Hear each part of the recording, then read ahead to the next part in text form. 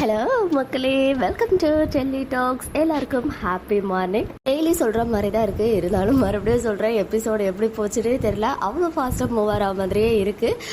நமக்கு ஏதாவது ஒரு கொஸ்டின் வந்து எபிசோடில் வந்து இருந்துச்சுன்னு வச்சுக்கோங்களேன், அடுத்த எபிசோட்லேயே வந்து அந்த கொஸ்டினுக்கான ஆன்சர் கிடச்சிடும். ஏன்னா வந்து ஸ்டூடெண்ட்டே லேட்டாக போகிறாங்களே, டீச்சர் எப்படி இவ்வளோ சீக்கிரம் போவாங்க அப்படின்ற கேள்விக்கு இன்றைக்கி பதில் கிடைச்சாச்சு.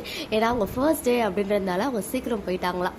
அம்முக்குட்டி வந்து கிளாஸில் என்ன நடந்துச்சு, ஈவன் அவர் கூட டீச்சரை தேங்க் பண்ணணும் அப்படின்னு சொன்னதும், அவர் இருக்கும்போது ஒரு மிஸ் இருந்தாங்களே ஐஸ்வர்யா மிஸ், அவங்களுக்கு தான் தேங்க் பண்ணுவாங்க அப்படின்னு நினச்சோம். பட் நம்ம பாப்பா வந்து கிளியராக சொல்லிட்டாங்க, நீங்கள் போனோடனே இன்னொரு மிஸ் வந்தாங்கப்பா, அவங்களை எனக்கு ரொம்ப பிடிச்சிருச்சு, ஸோ இனிமேல் ஸ்கூலுக்கு நான் அழாமல் தான் போவேன் அப்படின்னு. ஸோ அந்த மிஸ் யார் அப்படின்னு சொல்லிட்டு இன்றைக்குமே காட்டுறதுக்கு ட்ரை பண்ணாங்க. பட் அவங்க வந்து மிஸ் ஆகிட்டாங்க. இன்னைக்கு சாரதாம்மா கிட்டேயோ கங்கா கிட்டேயோ வந்து காவேரியா அந்த குட்டி பாப்பாவை பற்றியே அதிகமாக பேசிகிட்டு இருந்தாங்க. அப்போ வந்து சாரதாம்மா கங்கா கிட்ட பேசும்போது, இவளுக்கு 5 வயசுல ஒரு குழந்தை இருக்கே, அட்லீஸ்ட் அவங்க சென்னையில தான் இல்லைன்னு தெரிஞ்சிச்சு, வேற எங்க இருக்காங்கன்னு தெரிஞ்சா ஒரு 8 போய் பார்த்துட்டாவது வந்துடலாம் அப்படின்னு சொல்லும் போது, கங்கா வந்துட்டு உனக்கு ஏன் தேவையில்லாத வேலை அப்படின்னு சொல்றாங்க.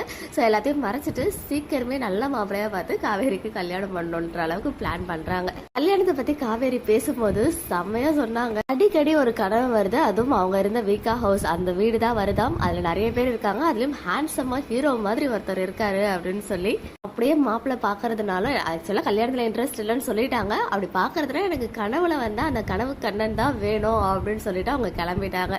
ஸோ எனக்கு என்ன டவுட்னா, இப்போ கனவுல வந்தாங்கல்ல, அவங்க ஃபேஸ் வந்து கிளியரா நம்ம காவேரிக்கு தெரிஞ்சிச்சா இல்லை பிளர்ரா தெரிஞ்சிச்சா அப்படின்னு தெரியணும்.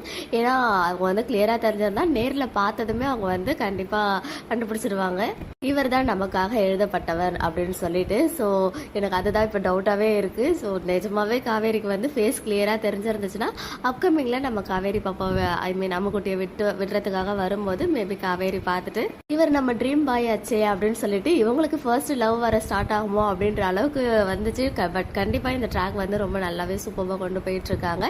இன்னொரு சைடு நம்ம அம்முக்குட்டியோட ஆக்டிங்குமே ரொம்ப சூப்பராக இம்ப்ரூவ் ஆகிட்டே இருக்கு ஒவ்வொரு நாளுமே.